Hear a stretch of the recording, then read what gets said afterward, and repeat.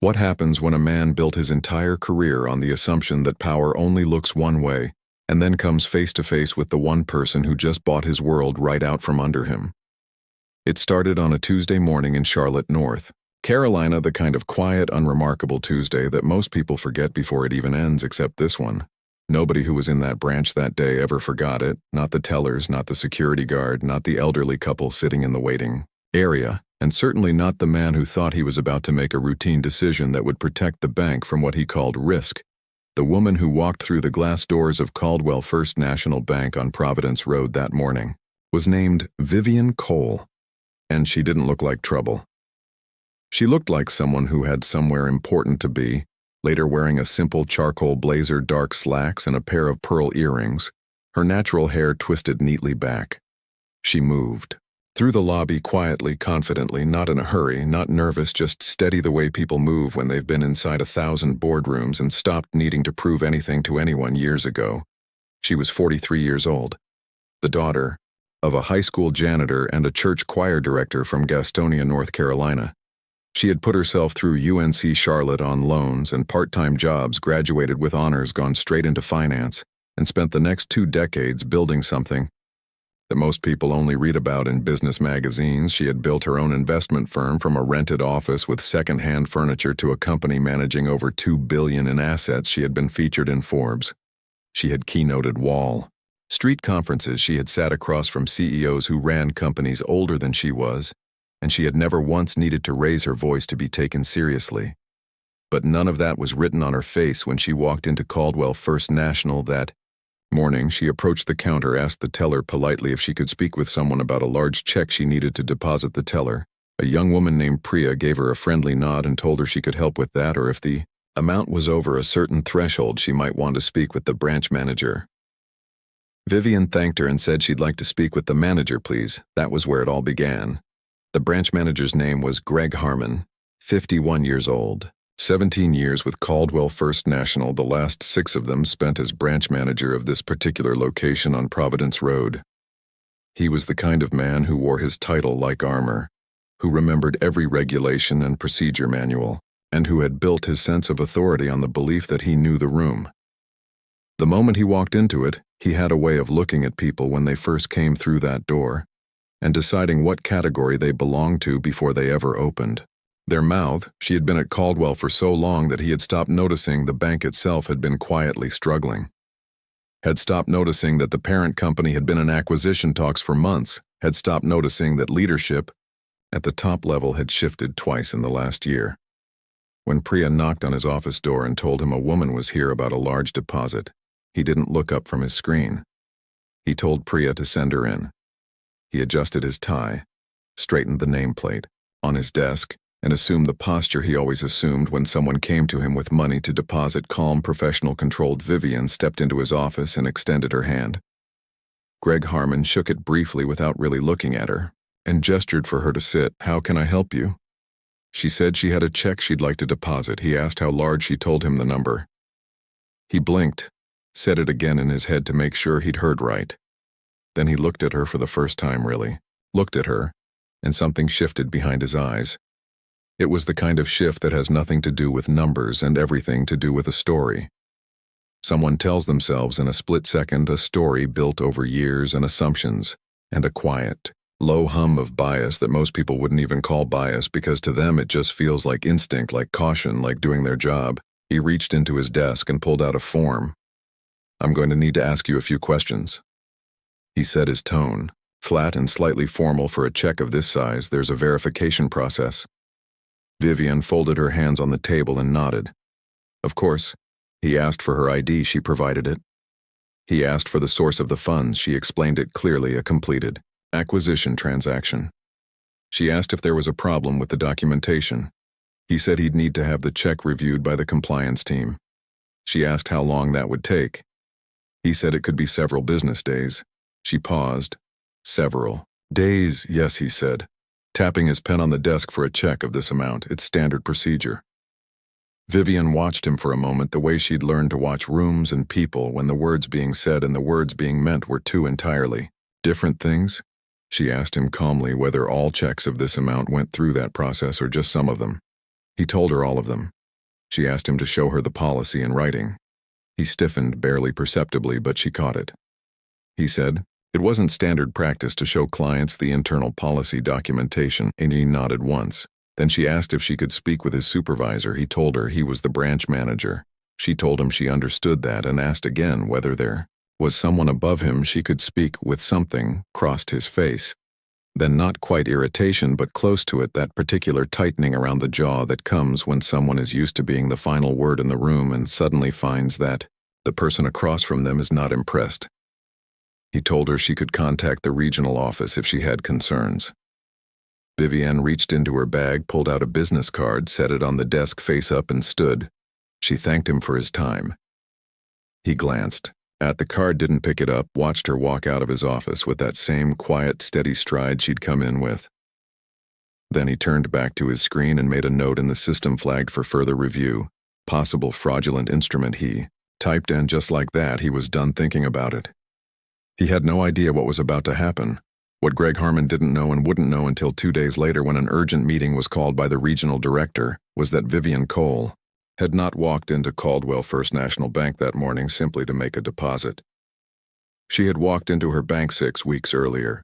Vivienne's firm, Meridian Capital Partners, had completed a majority acquisition of Caldwell Financial Group, the parent company of Caldwell First National Bank, and its 7 branch locations across the Charlotte metro area.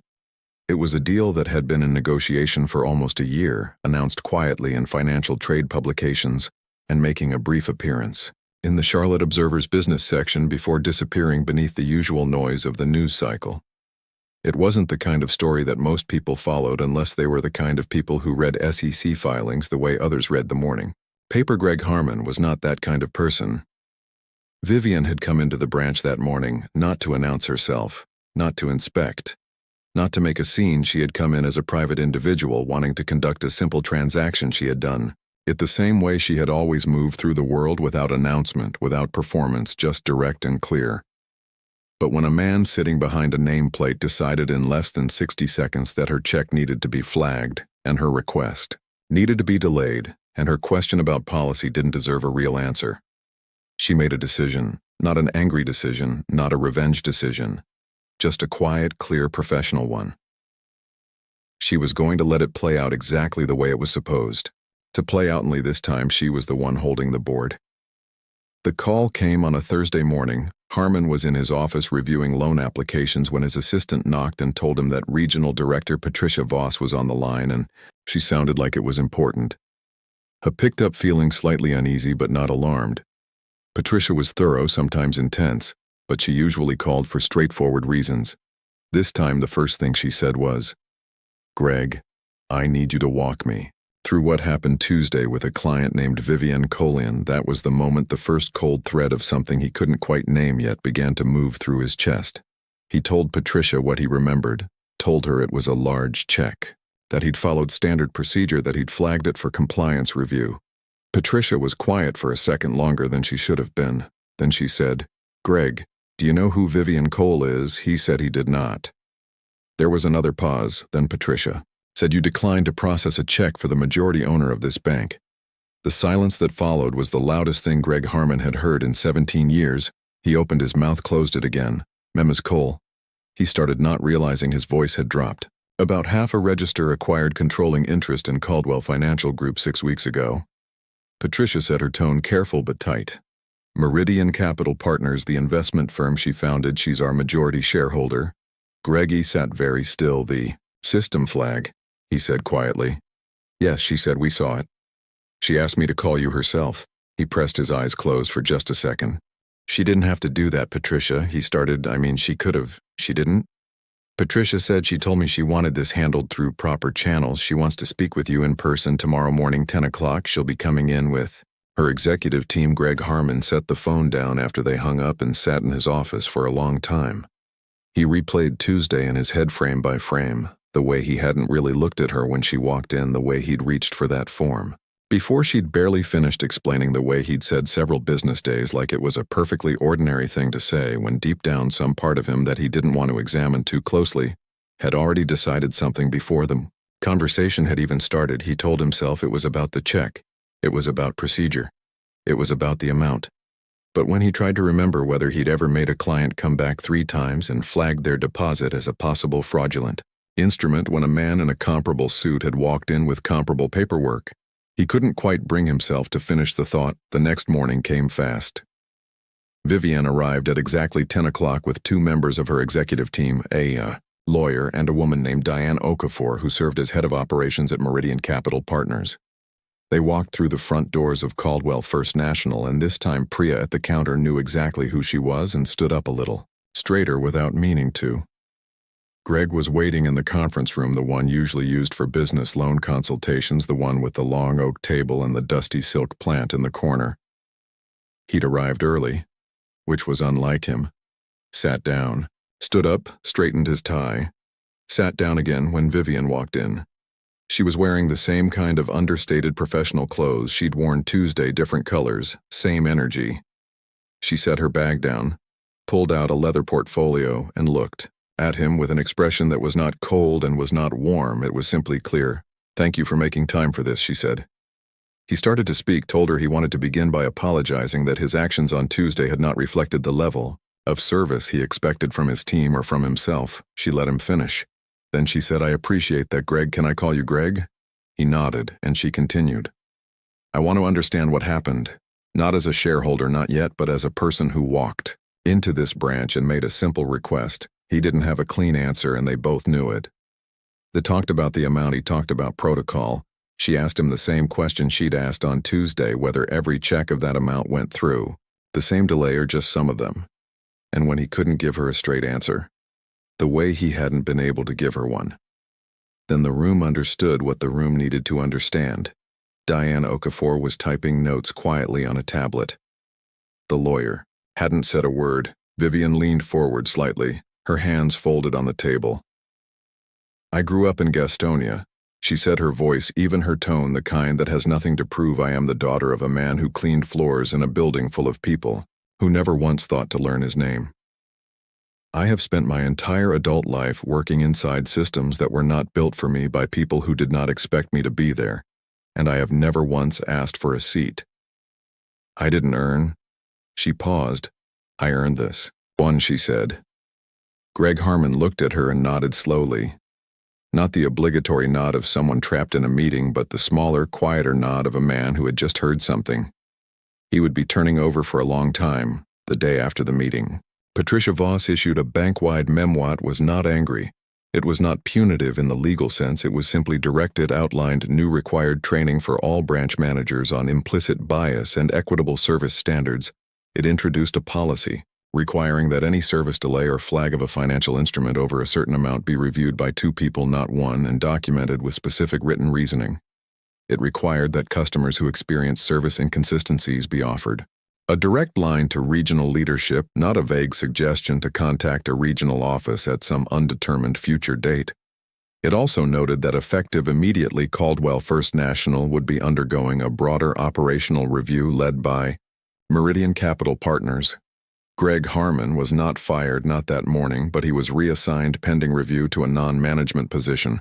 While the conduct investigation was completed, his assistant told the tellers, and the tellers told each other. And by the time the branch opened that morning, every person in that building knew that the woman who had walked in on Tuesday in a charcoal blazer with pearl earrings and been made to feel like a question mark had turned out to be the answer to a question none of them had thought to ask.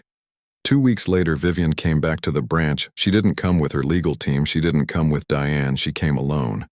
Parked her own car, walked through the glass doors, and asked Priya if she could use one of the private rooms for a few minutes. Priya said, of course, and this time there was nothing complicated in her voice, just warmth. Vivienne sat in the small room, closed the door, and for a few minutes just sat there quietly. She wasn't celebrating. She wasn't reliving the week. She was doing what she had learned to do a long time ago in boardrooms and courtrooms and offices where people had looked at her and made fast, comfortable assumptions. She was just letting herself feel it, not the power of the outcome, but the weight of the journey. She thought about her father. His hands at dinner cracked at the knuckles from cleaning solutions, smelling faintly of pine sol even after he'd washed them 3 times. She thought about the way he used to tell her, the world will try to show you a small door, but you find the big one, baby, and then you buy the whole building. She had laughed when he said it. She wasn't laughing now, she was just quiet and grateful and certain. Then she opened her portfolio, clicked her pen, and got to work because there was a lot of it to do. She had 7 branches to review a culture, to rebuild a leadership pipeline that had not seen enough of the right faces in the right rooms for far too long. She had ideas that had nothing to do with revenge and everything to do with what a financial institution could look like when it was run by someone who understood that banking wasn't just about protecting money, it was about building access for the people who had spent generations being told the door wasn't open for them. She started with the hiring reviews. She moved to the loan approval data. Next, cross-referencing approval rates by zip code, by applicant demographic, by branch. She found what she expected to find: patterns that told a story that numbers always told if you knew how. To read them, she flagged 3 locations for deeper audit. She scheduled community listening sessions in neighborhoods where Caldwell had branches, but where trust between the residents and the institution was thin as paper. It was not small work. It was not fast work, but Vivienne Cole had never been interested in small or fast. She had been interested in real. The news finally broke about 6 weeks after the Tuesday morning visit. A reporter from the Charlotte Observer had been tipped off by someone, a source that remained unnamed, and ran a piece under the headline, "New majority owner of Caldwell Financial quietly revamps bank from inside after being denied service as customer." It wasn't a headline that needed much explaining. The story spread. The way honest stories spread when they touch something true about the world. People shared it in messages in group chats on social media, with notes like "read this" and "this is real," and things like this happen every single day. The comments underneath ranged from the expected outrage to something quieter and more considered, people writing about their own moments in banks, in stores, and offices where someone had looked at them and made a fast decision before the first word was ever spoken. Greg Harmon's name appeared in the article briefly. Factually, without embellishment, he had given no comment. Vivienne had given one. She had said this was never about one man. It was about a pattern, and patterns only change when someone decides to stop walking around them and start walking through. The Monday after the article ran, Vivienne stood in front of the assembled branch managers of all 7 Caldwell First National locations. She had asked them all to come in person to the main office on Tryon Street. The room had the particular silence of people who were very aware of who was speaking and why. She didn't begin with the article. She didn't begin with Tuesday. She began by asking a question. She looked around the room slowly and said, "How many of you have ever walked into a room and immediately felt like you needed to prove something before you opened your mouth?" A few hands came up slowly, cautiously. She nodded. "Keep them up," she said. "And now, how many of you have never once had that feeling? Not once, not in a professional setting.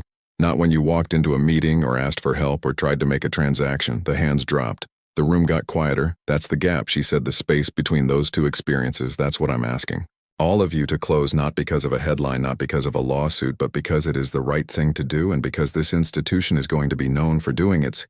He spent 2 hours with them that day, not lecturing, not performing, just talking plainly about what equitable service actually looked like, what accountability actually required, and what kind of bank she intended Caldwell First National to become under Meridian's leadership. When she finished, nobody clapped. It wasn't that kind of moment, but when people filed out of that room, they filed out differently than they had come in. Something had shifted. Not dramatically, not all at once, but enough to matter in the small daily choices that quietly add up to culture. A month later, Vivienne hired 3 new branch managers, 2 of them black women, one of them a first-generation immigrant from Ghana with a background in community development finance. She restructured the loan review process to include community advocates in the conversation. She launched a financial literacy partnership with 4 historically black churches in the Charlotte area, offering free workshops on homeownership, credit building, and small business lending. And she did something else. She called Priya, the teller, who had been professional and kind and human on both of her visits, and asked her if she'd ever considered a leadership track. Priya said she had, but she'd never quite known how to ask. Vivienne told her she didn't need to ask anymore, she just needed to say yes. Priya said yes. 6 months later, Priya was enrolled in the bank's newly created management training program, the first cohort of which was made up entirely of internal candidates who had been in customer-facing roles for over 2 years, people who understood the floor of the institution because they had been standing on it every single day. Greg Harmon completed his conduct review and submitted his resignation shortly after. There was no dramatic scene there. Was no moment of confrontation, no second meeting between him and Vivienne. He just left quietly, the way people leave when they understand that something is over. Vivienne heard about it from Patricia. She didn't feel triumph. She felt the particular, flat quiet of a thing that needed to happen. Finally happening, she hoped wherever he went next he carried what he'd learned with him. She hoped it made him different. Not destroyed, just different, because that was all she had ever really been asking for from any of it. Not the head of anyone. Not spectacle. Not public humiliation. Just change, real change that outlasted the moment and got into the bones of a place on. The 1-year anniversary of the acquisition, Meridian Capital Partners published a report on Caldwell First National's year of transformation. It showed loan approval rates in historically underserved zip codes up by 31%. It showed new account openings in communities that had previously had almost no relationship. With the bank up significantly, it showed employee satisfaction, scores the highest in the bank's documented history. And it showed something else, something that rarely showed up in reports at all. A dozen handwritten letters from customers who had come in expecting one thing and received something else. Something that felt like being seen.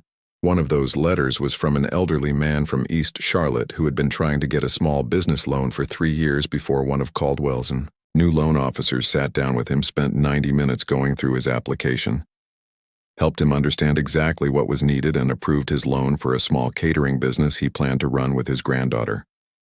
The letter was 2 paragraphs long. The last line said, "I didn't think a bank could feel like it cared about me, but this one did." Vivienne kept a copy of it in her portfolio.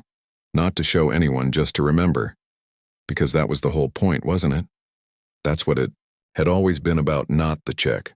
Not the Tuesday morning. Not the man behind the desk with his nameplate and his form and his flat professional tone. It had always been about the person on the other side of the counter, and whether they felt like they mattered, whether the institution in front of them was a wall or a door. Vivienne Cole had turned a wall into a door, and then she had made sure to prop it open. So let this story sit with you for a minute. Think about the rooms you've walked into and been underestimated, and think about the rooms you've walked into and done the underestimating in, because most of us have been on both sides of that counter. At some point, the question is, what do you do with that awareness? Do you let it pass, or do you let it change something? Real power doesn't announce itself. It doesn't need to. It just walks through the door, steady and quiet, and already knowing something the room hasn't figured out yet. And sometimes it turns out that woman who just walked into your branch owns the whole building.